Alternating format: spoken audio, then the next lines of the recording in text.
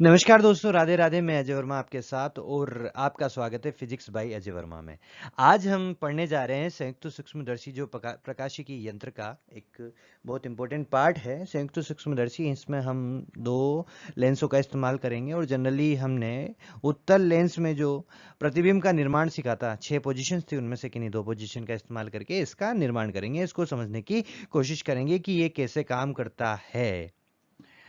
संयुक्त सूक्ष्मदर्शी की परिभाषा मैं बोलूं तो कि यह दो लेंसों से बना एक ऐसा प्रकाशिकी यंत्र है जो समीप की सूक्ष्म वस्तु का आवर्धित प्रतिबिंब बनाता है, और इस प्रतिबिंब द्वारा प्रेक्षक की आंख पर बना दर्शन कोण काफी बड़ा होता है, जिससे आंख को वस्तु बड़ी दिखाई देती है। दोस्तों, मैं पहले आगे इसको समझाने से पहले मैं आपको इसको बता देता हूँ क्या है। ये एक यंत्र है। इसमें दो लेंस लगे होते हैं। एक अभिदृश्यक लेंस यहाँ पे लगा होता है, यहाँ पर आपका नेत्रिका लेंस लगा होता है।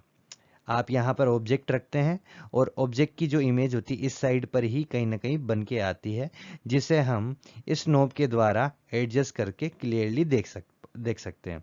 ये नलिका होती है। यहाँ से यहाँ तक की जो लेंथ होती है वो नलिका होती है। क्या होती है? नलिका। इस लेंथ को आप एडजस्ट कर सकते हो। क्या कर सकते हो? एडजस्ट कर सकते हो। ठीक है। अब इसमें डेफिनेशन को देखेंगे। दो लेंसों से बना एक प्रकाशिकी यंत्र है। तो दो लेंस मैंने अभी बताया। एक पहला अभिदृश्यक लेंस, जिसके सामने हम ऑब्जेक्ट को रखेंगे, और दूसरा होगा नेत्रिका लेंस, जिससे फाइनली हम आंख लगाकर देखेंगे। जिससे इसमें क्या करते हैं, पास रखी इस अभिदृश्यक लेंस के पास में ऑब्जेक्ट को रखा जाता है। पास रखे ऑब्जेक्ट को, सूक्ष्म वस्तु को बड़ा और आवर्धित प्रतिबिंब बनाता है। ठीक है। इस प्रतिबिंब द्वारा प्रेक्षक की आंख पर बना दर्शन कोण का मतलब है बीटा की बात कर रहे हैं। यहाँ पे किसकी बात कर रहे हैं? बीटा की। प्रतिबिंब द्वारा बना आंख पर बना दर्शन कोण, ये प्रतिबिंब द्वारा आंख पर बना या लेंस पर बना दर्शन कोण होता है बीटा। और यहाँ पर जो आवर्धन होता है, आवर्धन का फॉर्मूला होता है बीटा अपॉन अल्फा।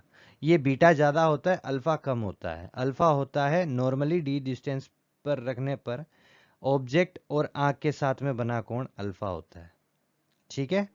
तो बीटा ज्यादा है और अल्फा कम है, ऑब्वियस सी बात है अपना मैग्निफिकेशन ज्यादा निकल कर आएगा। ठीक है दोस्तों।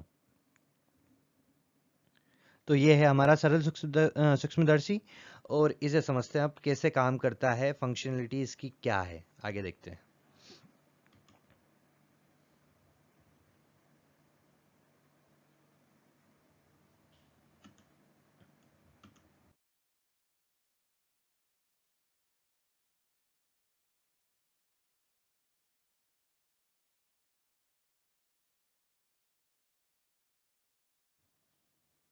तो सबसे पहले हमें क्या करना होता है फंक्शनलिटी समझने के लिए, कि भाई साहब आवर्धित प्रतिबिंब बनाता है, उसको समझने के लिए क्या करें। सबसे पहले ऑब्जेक्ट लें। यहाँ पर जो ए बी है आपका एक ऑब्जेक्ट है। क्या है? ऑब्जेक्ट है जिसे आपको आवर्धित करके देखना है। तो आपने उसको रख दिया। अब इसको कहां पर रखना है? इसको डी दूरी पर रखना है। डी बोले तो 25 सेंटीमीटर, निकटतम देखने की न्यूनतम दूरी, मतलब बिल्कुल स्पष्ट देखने की न्यूनतम दूरी। स्पष्ट देखने की न्यूनतम दूरी पर रखना है, निकटतम दूरी पर रखना है, वो डी हो जाएगी। तो यहां से यहां तक डी दूरी हो गई, जो 25 सेंटीमीटर लेते हैं जनरली अपन। ठीक है। जब इसको यहां पर रखा तो आंख के साथ में ये जितना कोण बना रहा होगा वो अल्फा लेंगे। हम उसको क्या मानेंगे? अल्फा मानेंगे। ये हमारी आंख है, यहां से देखेंगे और ये अल्फा कोण को हम नोट कर लेंगे कि भाई साहब इसने जब ऑब्जेक्ट रखा था, नॉर्मली ऑब्जेक्ट रखा था विदाउट एनी लेंस, तब ये मेरी आंख के साथ में इतना कोण बना रहा था, अल्फा कोण। ठीक है। अब आप क्या करेंगे? उसी ऑब्जेक्ट को, सेम ऑब्जेक्ट को लेके आएंगे और एक उत्तल लेंस के सामने रख देंगे। ये उत्तल लेंस, ये अभिदृश्यक लेंस भी बोलते हैं इसको, क्योंकि ऑब्जेक्ट के सामने रखा जाता है या फिर ऑब्जेक्ट को इसके सामने रखा जाता है। अब कौन सी पोजीशन पे रखेंगे? इस लेंस की फोकस दूरी के जस्ट पीछे। कहां पर रखेंगे? इस लेंस की फोकस दूरी के जस्ट पीछे। तो इसकी इमेज कहां पे बनेगी? इसकी इमेज जाएगी बिल्कुल उल्टी। कैसे बनती है आपको बताते हैं। आपने लेंस द्वारा, उत्तल लेंस द्वारा प्रतिबिंब का निर्माण भी देखा होगा। ठीक है ना। तो इसमें वास्तविक और उल्टी प्रतिबिंब बने, उल्टा प्रतिबिंब बनेगा। बाकी अगर फोकस के अंदर होता है, फोकस और ऑप्टिकल सेंटर के अंदर होता है, तब जाकर हमारा जो प्रतिबिंब है वो आभासी और सीधा बनता है, बाकी में सब में वास्तविक और उल्टा बनता है। तो इसका कैसे बनेगा, एक प्रकाश की किरण लेंगे समांतर, तो समांतर फोकस से, इसके फोकस से होकर गुजरेगी, ऐसे निकल जाएगी, और एक लेंगे ऑप्टिकल सेंटर से, ऑप्टिकल सेंटर से लेते हैं वो बिल्कुल सीधी सीधी निकल जाती है, जहां पे दोनों काटेगी वहां पे प्रतिबिंब का निर्माण हो जाएगा। तो ए वाले का मैंने ए से किरण निकाली थी, तो ए का जो प्रतिबिंब यहाँ पे बन जाएगा, इसी प्रकार पूरा प्रतिबिंब उल्टा यहाँ पर ऐसे बन जाएगा। ठीक है, अब देखो, अब ये प्रतिबिंब बन गया, अब ये अभिदर्शिक लेंस का काम खत्म हो गया यहाँ पे, ठीक है ना, इसका काम हो गया है खत्म, क्लियर। अब क्या करेंगे, अब एक और लेंस लेके आएंगे, ठीक है ना, लेके आते हैं।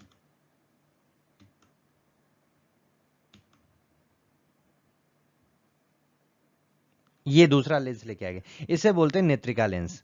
क्या बोलते हैं, नेत्रिका लेंस। इसमें आंख लगाकर हम देखते हैं, जैसे अभी थोड़ी देर पहले मैंने उस चित्र में दिखाया था, उस डायग्राम में दिखाया था पिछली स्लाइड में, कि कैसे देखते हैं आंख लगा के। वहाँ पर आप भी जानते होंगे, जनरली ब्लड सैंपल देने जाते होंगे तो वहाँ पे माइक्रोस्कोप रखा रहता है, वहाँ पे एक तरफ आंख लगा के उसमें देखते रहते हैं। तो ये वो वाला पार्ट है जहाँ पर आप आंख लगाते हैं, ठीक है। अब क्या होगा, इसने अपना काम कर दिया, इस वाले लेंस ने अपना काम कर दिया, ए बी का प्रतिबिंब A1 B1 बना दिया, अच्छी बात है। अब ये A1 B1 जो है, अब क्या का काम करेगा, अब ऑब्जेक्ट का काम करेगा, किसके लिए, इस नेत्रिका लेंस के लिए, इस नेत्रिका लेंस के लिए क्या काम करेगा, ऑब्जेक्ट का काम करेगा। अब इस नेत्रिका लेंस को हम ऐसी जगह पे लगाते हैं जिससे जो ये प्रतिबिंब है, जो मान ली बिंब का काम करेगा, वो इस नेत्रिका लेंस के फोकस और इसके ऑप्टिकल सेंटर के बीच में आ जाए। तो ये फोकस इसके ऑप्टिकल सेंटर के बीच में आ चुका है, हमने इस हिसाब से एडजस्ट कर दिया। अब आप जानते हो उत्तल लेंस में क्या होता है, उत्तल लेंस में आप जानते हो जब भी फोकस और ऑप्टिकल सेंटर के बीच में कोई ऑब्जेक्ट होता है तो उसका प्रतिबिंब आभासी बनता है। तो जिधर ऑब्जेक्ट रखा होगा उधर की साइड पे कहीं पर इसका प्रतिबिंब बन जाएगा। और ये केस अपने सरल सूक्ष्मदर्शी का भी था। तो यहाँ पे जो नेत्रिका है सरल सूक्ष्मदर्शी के रूप में कार्य करता है, किसके रूप में कार्य करता है, सरल सूक्ष्मदर्शी के रूप में कार्य करता है, ठीक है। अब इससे प्रतिबिंब निर्माण का काम करते हैं हम। ये मैंने एक प्रकाश किरण ली यहां से, बिल्कुल समांतर, समांतर कहां पे जाएगी, इसके फोकस से, नेत्रिका लेंस के फोकस से निकलेगी। और एक प्रकाश किरण ली मैंने ऑप्टिकल सेंटर से निकलती हुई, जो बिल्कुल सीधी सीधी निकल जाएगी,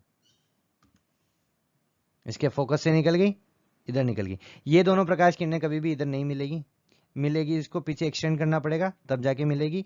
और पीछे जब एक्सटेंड करने की जरूरत पड़ जाती है तभी हमारा आभासी प्रतिबिंब बनता है। कैसे बनता है देखेंगे, ये तो जहां पर ये दोनों एक दूसरे को काटेगी पीछे एक्सटेंड करने पर, वहां पर हमारा A1 का प्रतिबिंब बन जाएगा, और इसी प्रकार A1 B1 का प्रतिबिंब A2 B2 हमारे यहाँ पर प्राप्त होगा। ऐसा तो देख सकते हैं, पहले छोटा सा ऑब्जेक्ट था, उसका और बड़ा प्रतिबिंब बना, अब ये प्रतिबिंब बिंब की तरह काम कर रहा है, अब इसका आभासी प्रतिबिंब ये यहाँ पर बना रहा है। शुरुआत में इसका वास्तविक और उल्टा प्रतिबिंब बनेगा, अब इसका वास्तविक और सीधा प्रतिबिंब बनेगा, सीधा मतलब इसके रेस्पेक्ट में, ठीक है। ये वाला सीन था, यहां पर ज्यादा कुछ खास नहीं किया है, दो लेंसों का इस्तेमाल किया है, सेपरेट सेपरेट केस लेंगे, पहले केस में इसको सोल्व करेंगे, हो गया। अब अगले केस में इसको सोल्व करेंगे, ठीक है। ये क्या होगा, बिंब का काम करेगा इसके लिए। अब नॉर्मली फोकस और ऑप्टिकल सेंटर के नीचे रखते हैं, अंदर रखते हैं, तो क्या होता है, आपका आभासी प्रतिबिंब बनता है, ठीक है दोस्तों, आपको समझ में आ गया होगा। और आपको मैं पहले ही बता दूं, इसका मैग्निफिकेशन जो होता है, मैग्निफिकेशन का फॉर्मूला, आवर्धन का फॉर्मूला जो होता है, m बराबर बीटा अपन अल्फा होता है, ठीक है। अल्फा कोण आपने पहले ही निकाल लिया है, ठीक है। अब बीटा कोण कैसे होता है, बीटा कोण ये होता है, आप देख रहे होंगे ये वाला है बीटा कोण, अर्थात लेंस या आंख से भी बना सकते हो और लेंस से भी बना सकते हो। हमारे लिए जो सबसे सुटेबल होता है वो लेंस वाला होता है, जिससे हमारी सारी कैलकुलेशन हो जाती है। तो बीटा कोण यहां पर प्रतिबिंब और लेंस के द्वारा बनने वाला कोण बीटा कोण हो जाएगा, ठीक है ना। इसके साथ कैसे ले सकते हैं, ये क्या है, आंख बिल्कुल पास में आ जाती है ना, तो इनकी दूरियां नगण्य हो जाती है बिल्कुल। तो यहां से लेंस से लो या फिर आंख से लो, दोनों बराबर ही हो जाता है। ठीक है ना, ये इतना ज़्यादा अंतर नहीं आता। तो लेंस से लो या फिर आंख से लो, बात बराबर हो जाती है। तो बीटा कोण अंतिम प्रतिबिंब और लेंस के साथ जो बन रहा है कोण वो हो जाता है हमारा बीटा कोण। अब खास बात ये याद रखना, ये बीटा कोण यहाँ पर इसके साथ भी बन रहा है, अंतिम प्रतिबिंब के साथ, और प्रथम प्रतिबिंब के साथ भी बन रहा है। तो कैलकुलेशन में हम प्रथम प्रतिबिंब वाला ट्राइंगल इस्तेमाल करेंगे। ठीक है, तो बीटा का मान वहां से निकालेंगे और अल्फा आपके पास आ ही गया था पहले ही। ठीक है ना, तो बीटा के लिए अपन क्या करेंगे वो मैं आगे बताऊंगा। आगे चलते हैं।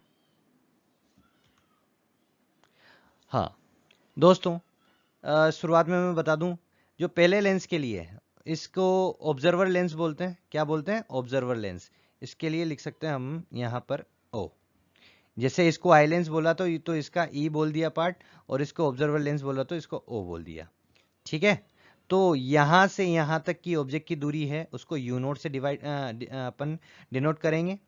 और अगला, इसका जो प्रतिबिंब बनेगा, प्रतिबिंब को v से डिनोट करते हैं जनरली हम, तो इस कौन से लेंस के द्वारा बन रहा है? ओ लेंस के द्वारा बन रहा है। तो इसकी प्रथम प्रतिबिंब से जो दूरी होगी वो v नोट हो जाएगी। अब अगला, अब जो है हमारे लिए ये जो प्रथम प्रतिबिंब है दूसरे आई लेंस के लिए काय का काम कर रहा है? ऑब्जेक्ट का काम कर रहा है।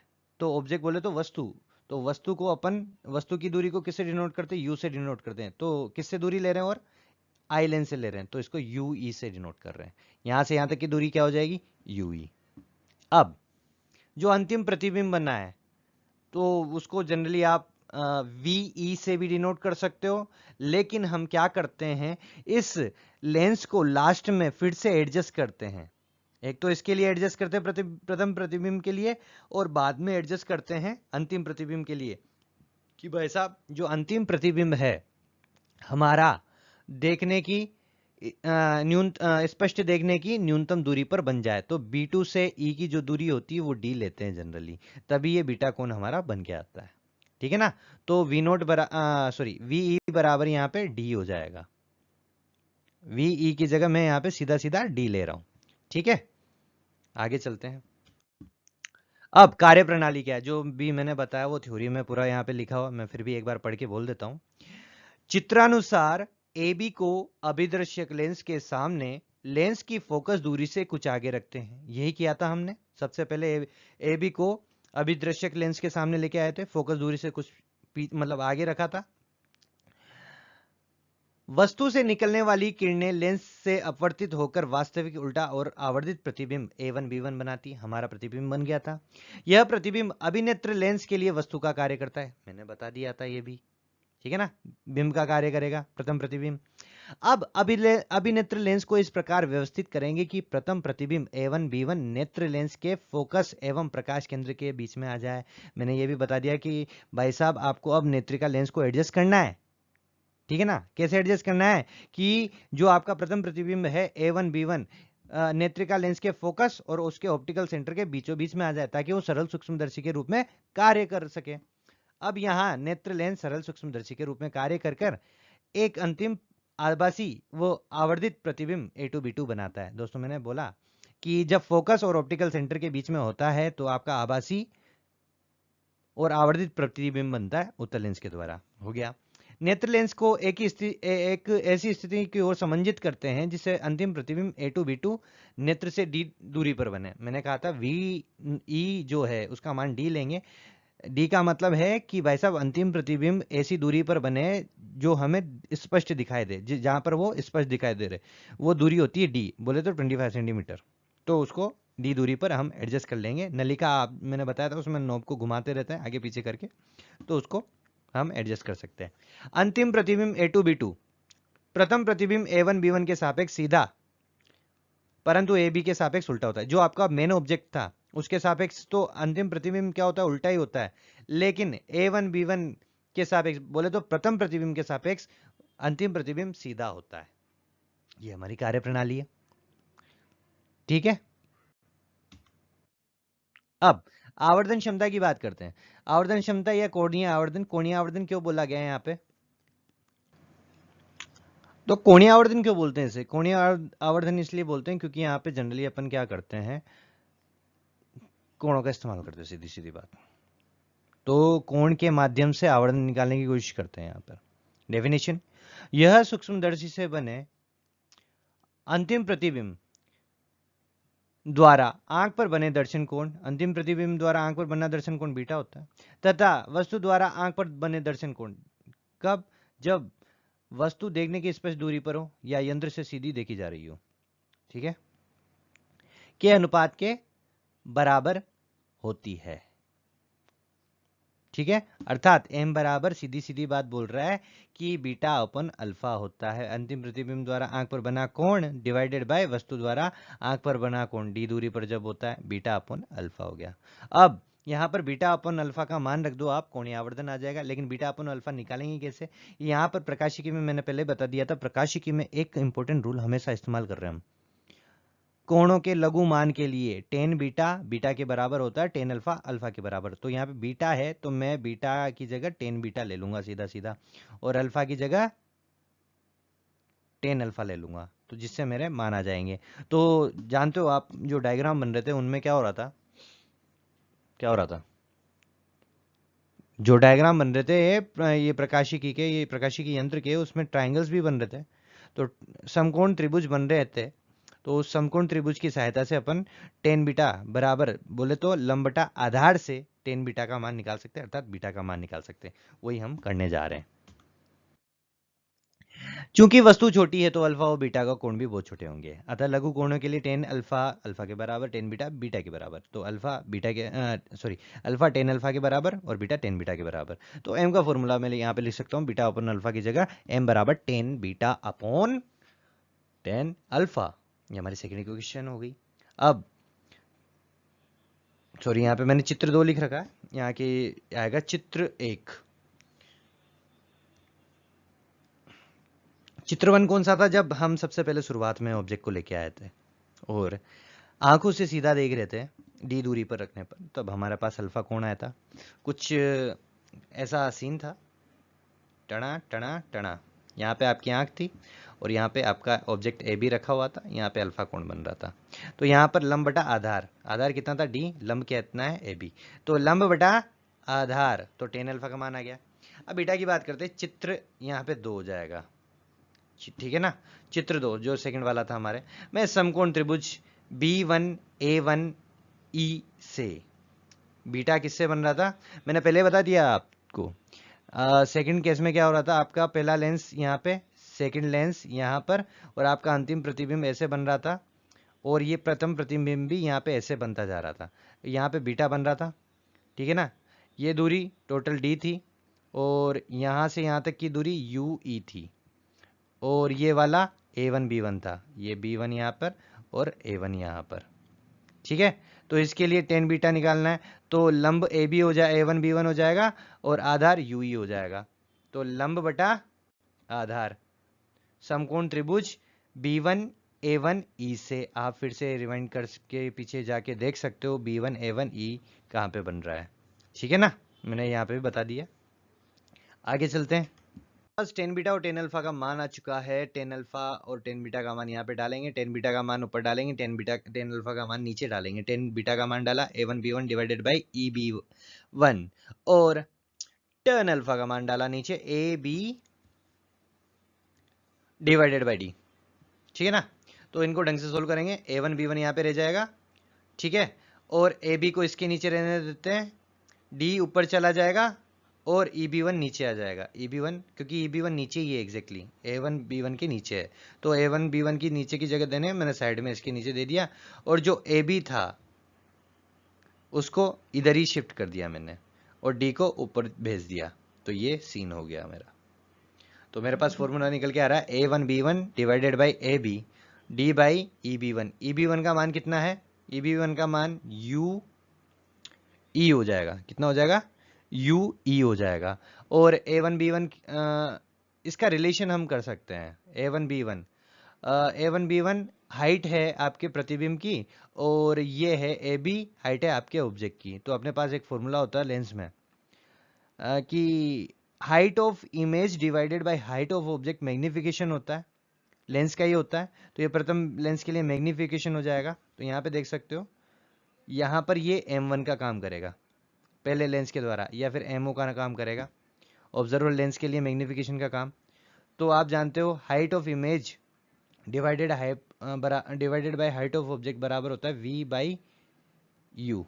तो हमारा पहला ऑब्जर्वर लेंस के लिए तो V0 U0 कर दो, ठीक है ना, ये करने जा रहे हैं। फिर चिन्ह परिपाटी का इस्तेमाल करेंगे तो चिन्ह डाल देंगे हम।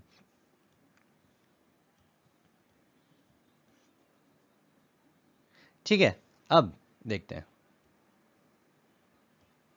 यदि वस्तु ए बी तथा प्रतिबिंब A1 B1 की अभिदृश्य को से दूरियां क्रमशः U0 और V0 हो तो इनके बीच उचित चिन्ह लेने पर, मैंने पहले बता दिया था HI/HO, A1 B1 divided by AB बराबर क्या हो जाएगा V/V0/U0, और चिन्ह परिपाटी के अनुसार ये हो जाएगा। ये फॉर्मूला मैंने यहाँ पे नीचे दे रखा है, ठीक है। अगले पेज में अब नेत्रिका ई से A1 B1 की दूरी UE है, ये तो पहले हमने देख लिया था कि A1 B1 प्रथम प्रतिबिंब की दूरी नेत्रिका लेंस से U ही है।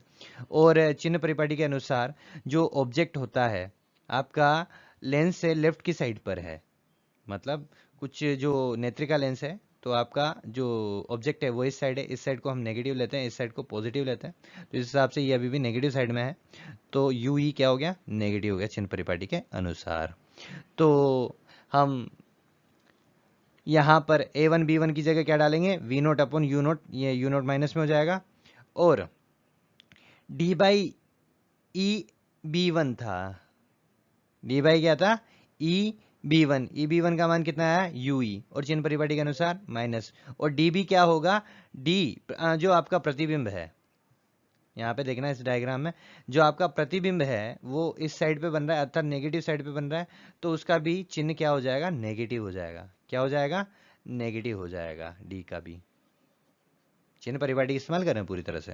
तो यहाँ पे देखेंगे आप, इसका नेगेटिव नेगेटिव कैंसिल हो जाएगा, डी और यूई का, तो ये तो पॉजिटिव हो जाएगा, और जो यू नोट का नेगेटिव पार्ट है या फिर नेगेटिव साइन है उसको बाहर निकाल देंगे। तो हमारे पास अल्टीमेटली फॉर्मूला क्या बचता है, V naught divided by U naught D by UE, सारा नेगेटिव में आ जाएगा। अल्टीमेटली नेगेटिव का मतलब क्या है, यहाँ पे इस नेगेटिव का मतलब क्या है, अल्टीमेटली जो आपका प्रतिबिंब है उल्टा ही बनेगा ऑब्जेक्ट के रेस्पेक्ट में। किसके रेस्पेक्ट में, ऑब्जेक्ट के रेस्पेक्ट में उल्टा बन रहा है, नेगेटिव साइन का ये मतलब है। अगर यहाँ पे पॉजिटिव आता है तो सीधा बनता, लेकिन सीधा नहीं बन रहा, डायग्राम में भी हमने देखा बिल्कुल उल्टा बन रहा है, ऑब्जेक्ट मेन ऑब्जेक्ट के साथ में, शुरुआती ऑब्जेक्ट के साथ में, ठीक है ना। और आपको मैं फिर से बता देता हूं, ये वाला पार्ट आपका MO है, अर्थात मैग्निफिकेशन बाय ऑब्जर्वर लेंस, अभिदर्शक लेंस के द्वारा आवर्धन, और ये वाला है आपका, ये D है ना, VE है, मैंने पहले बता दिया था, D क्या है, VE, तो VE अपॉन UE, अर्थात मैग्निफिकेशन बाय आई लेंस, अर्थात आपके नेत्रिका लेंस के द्वारा आवर्धन। तो आप यहां पे कह सकते हो M बराबर MO इंटू ME हो गया, ठीक है ना। यहाँ पे MO और ME को चेंज कर सकते हो बार बार आप, ठीक है ना। MO आप HI/HO भी लिख सकते हो, हाइट के रेस्पेक्ट में भी लिख सकते हो, इस ME को भी हाइट के रेस्पेक्ट में लिख सकते हो, तो फॉर्मूले को आप चेंज कर सकते हो। ये नहीं कि यही सर्वे सर्वा फॉर्मूला है, इससे सब कुछ होगा, नहीं। आपको क्वेश्चन में क्या दे रखा है उसके अनुसार आपको M का मान चेंज करना पड़ेगा। तो आप यहाँ पे वैसे लिखना चाहो तो लिख सकते हो कि M बराबर minus of MO into ME, ये भी इंपॉर्टेंट है ताकि आप मैग्निफिकेशन सही तरीके से कर पाओ, क्योंकि इस क्वेश्चन में ऐसे क्वेश्चन में फंस जाते हैं जब दूसरे मान दे देते हैं, ठीक है ना। क्योंकि हमारे पास जो दूसरा लेंस है वो सरल सूक्ष्मदर्शी के रूप में कार्य कर रहा है, तो उसमें सरल सूक्ष्मदर्शी में दो कंडीशंस थी, उन दो कंडीशंस के अनुसार हमें क्या करना पड़ेगा, मैग्निफिकेशन का फॉर्मूला यहाँ पे लगाना पड़ेगा, ठीक है। आगे स्लाइड। अब स्पेशल केस में मैंने ऑलरेडी यहाँ पे ले रखे हैं, इनके फॉर्मूले मैंने यहाँ पे लिख रखे हैं, ये MO और ये ME।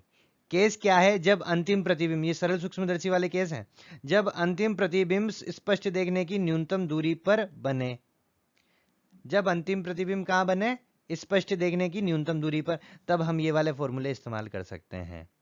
V0 अपॉन U0 को F0 upon F0 plus U0 कर सकते हो, 1 प्लस DFE 1 प्लस DFE, ये चलता जा रहा है, ठीक है ना। ये वाला केस आप सरल सूक्ष्मदर्शी में देख रखे हो, मैंने अच्छे से समझा रखा है।